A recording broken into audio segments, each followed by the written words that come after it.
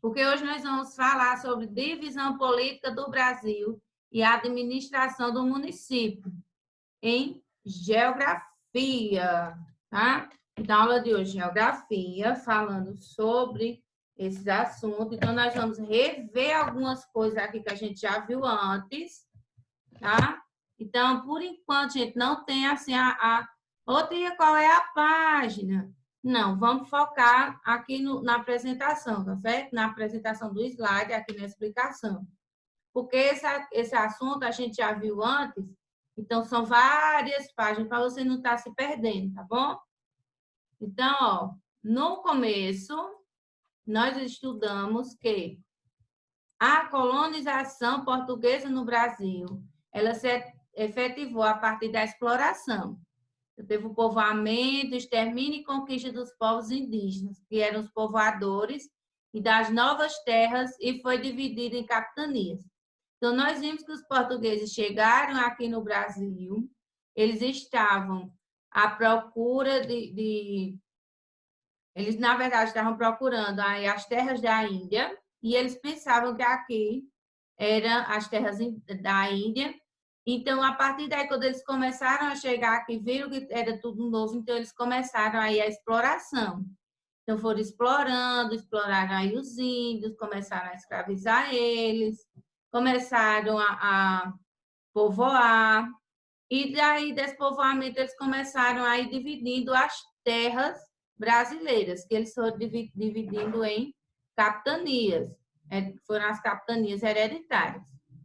E as capitanias hereditárias, e elas eram divididas como? Elas foram divididas em 15 faixas de terra. Então, como você percebe aqui, nesse meu slide aqui de trás, então, nós temos aqui aqui. Ai, como é que engraçado. Então, nós temos aqui as terras, como eram divididas.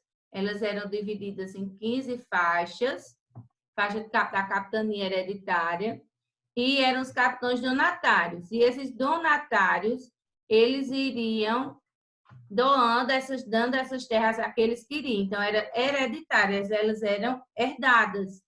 Então, ia ficando de pai para filho, de uma família mais cheia de posses, ia ficando para os outros. Então, eles podiam doar, nomear autoridades, escravizar, vender nativos, fundar vilas, eles poderiam cobrar impostos ali. E, atualmente, nós temos a diferença das capitanias, gente. Então, nós temos essa aqui, que ao longo da história, a regionalização do território brasileiro ele foi dividido em várias formas. Então, nós vimos na aula passada que a região Nordeste, essa região aqui é Nordeste, ela só tinha, em 1940, ela só tinha 5 estados. Então, era o Ceará, o Rio Grande do Norte, a Paraíba, Pernambuco e Alagoas. E já 20 anos depois, lá em 1960, ela ganhou mais 2 estados, que foi o Piauí e o Maranhão. Então, em 1940 eram só 5 estados, e em 1960 nós tínhamos aí 7 estados. Então, com isso ele foi mudando aí. Em 1940 só eram 5 regiões que haviam sido modificadas, e o nome de 2 delas passaram a abranger uma área diferente, que começou aí em 1960 já, mais 2, e começou a abranger essas áreas diferentes. E atualmente,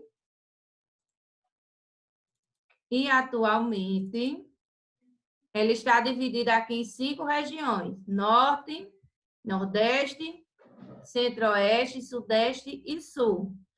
E a região que nós tínhamos aqui em 1960, que passou a abranger uma área diferente, ela agora não existe mais. Essa região não existe mais, e a região Nordeste ela foi estendida até a Bahia. Então, nós não tínhamos aí a Bahia, nem tínhamos Sergipe nessa regionalização de 1960. Então, perceba que aqui, o Sergipe e Bahia, ela não fazia parte da regionalização de 1960.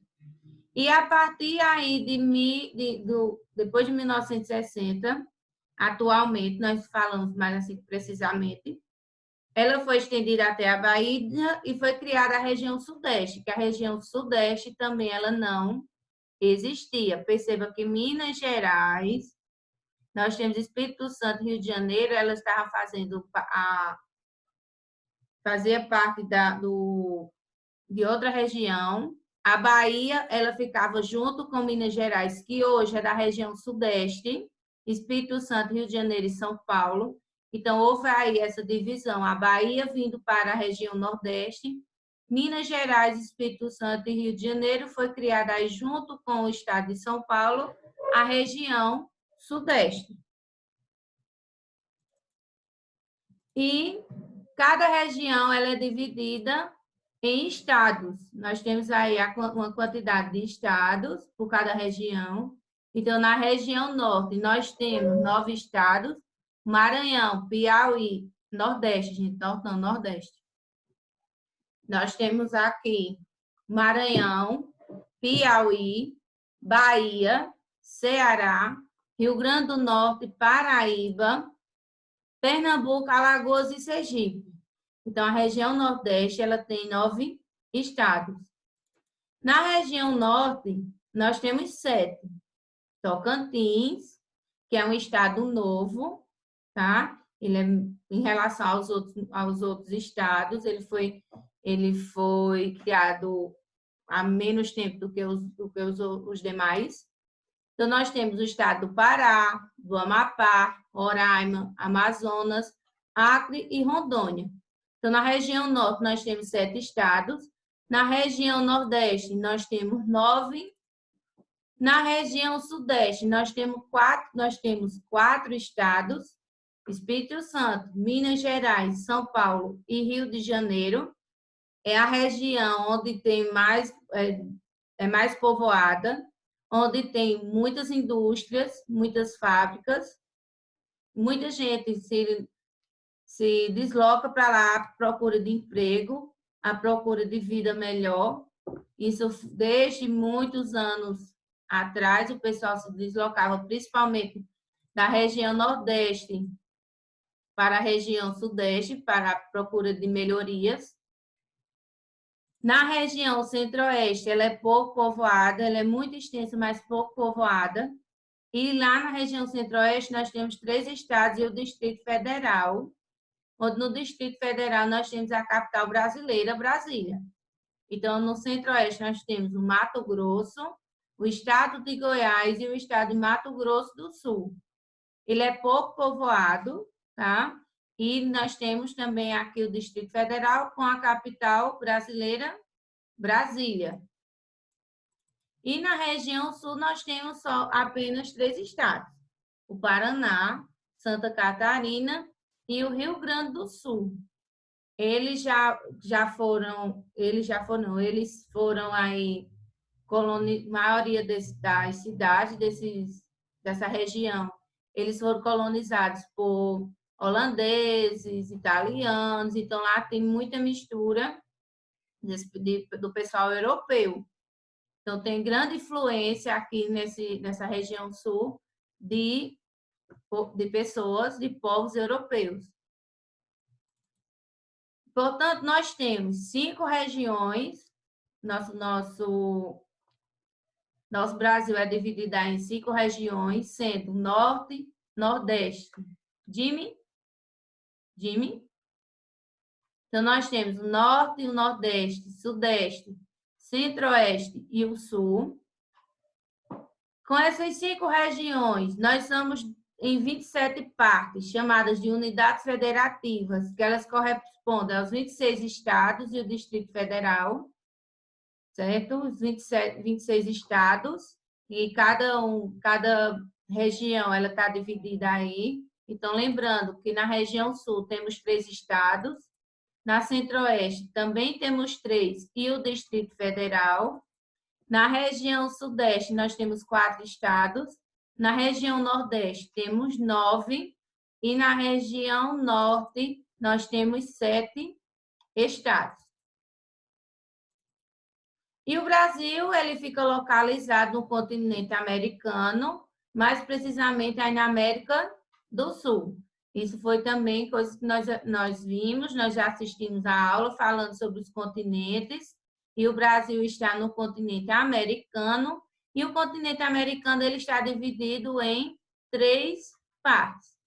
América do Norte, América Central e América do Sul, onde o Brasil está localizado e faz fronteira com Venezuela, Colômbia, Peru, com a Bolívia, com o Paraguai, com a Argentina, Uruguai, Suriname e as Guianas, tá? A francesa, que ela é território europeu da França, faz parte do território francês. E falando agora no nosso município, que nós vimos aqui, nós iríamos falar sobre divisão política do Brasil e administração do município. Então, a divisão política, nós vimos aqui como ela era feita, como ela foi feita desde lá do período da colonização, quando eles dividiram as terras em 15 faixas de terras. Depois teve aí a regionalização desse território. Em 1940, nós temos um mapa onde era dividido em norte, centro, este, sul e nordeste. Em 1960, essa divisão, essa regionalização, ela passou para norte, nordeste, centro-oeste e sul. E atualmente nós temos a nossa divisão em 5 regiões: Norte, Nordeste, Centro-Oeste, Sudeste e Sul. Sabendo que cada uma dessas regiões tem uma quantidade de estados e unidade federativa e que o Distrito Federal, onde está localizada a capital brasileira, Brasília, ela está na região Centro-Oeste. E nós vamos falar agora sobre o município. Nós falamos também do município em geografia, onde nós falamos aqui que ele é parte de um estado. Então, se nós falamos aqui um pouco da divisão e falamos sobre cada divisão aqui de região, e cada região tem seu estado, o município ele é a parte de um estado. Então, nós temos aqui a administração do município, onde nós estudamos que em todo município existe uma prefeitura ou uma câmara municipal, ou os dois. Ou tem só a prefeitura, ou tem só a câmara municipal, ou tem os dois. E dependendo aí do município, como ele é dividido, a câmara municipal ele pode ficar em um dos distritos.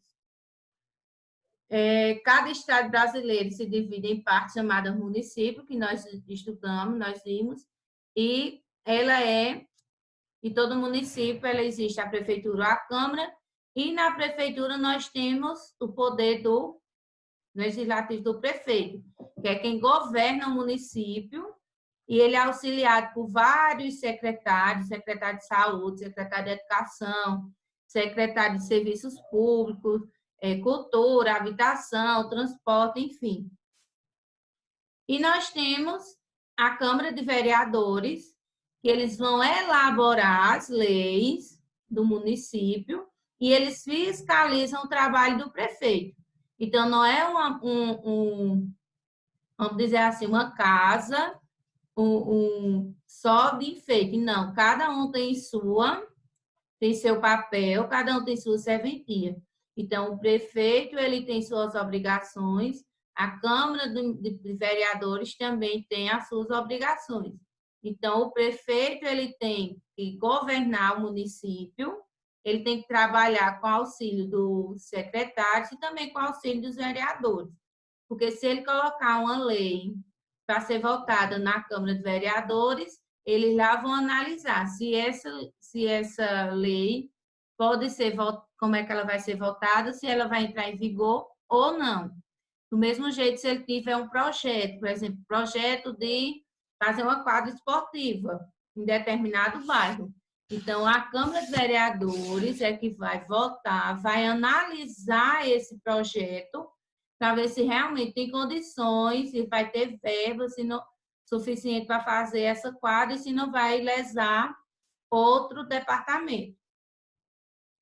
Eles são escolhidos, tanto o prefeito como os vereadores, eles são escolhidos através do voto, e o voto é a declaração que geralmente é feita por escrito e que indica a preferência de cada eleitor. Escrito, gente, porque de qualquer maneira, mesmo que nessas máquinas eletrônicas que temos aí, mas você tem que assinar um documento dizendo que você foi ali votar, mesmo que seja digital, acaba sendo escrito também, porque você tem que assinar. Você tem que provar que ali é você mesmo que está votando. Numa ação eleitoral, numa eleição ou uma assembleia, a maneira através de qual os participantes expressam suas vontades ou ponto de vista. Então, como aconteceu hoje não, no início desse ano, quando a gente fez a votação dos líderes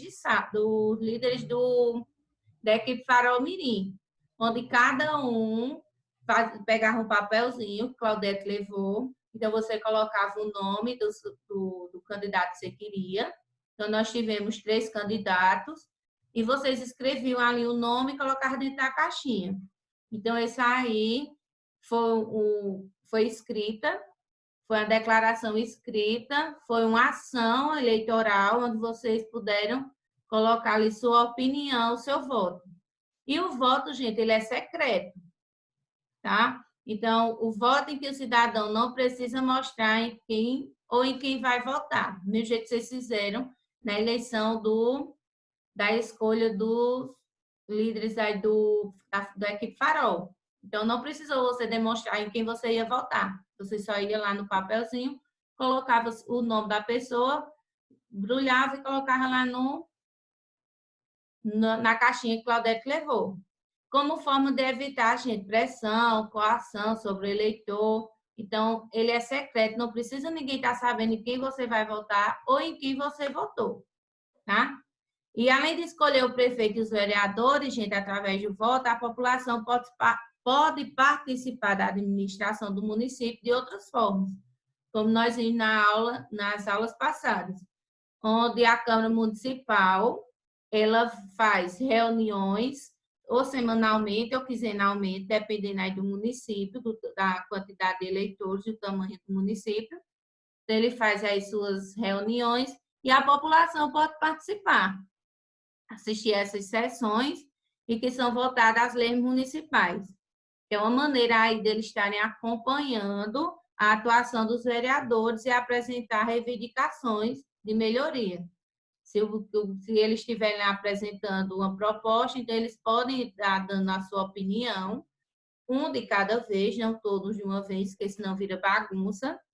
E ainda também no município, além da prefeitura e da Câmara Municipal, nós vimos que existe o Conselho Municipal, que ele é composto por representantes de governo e da população.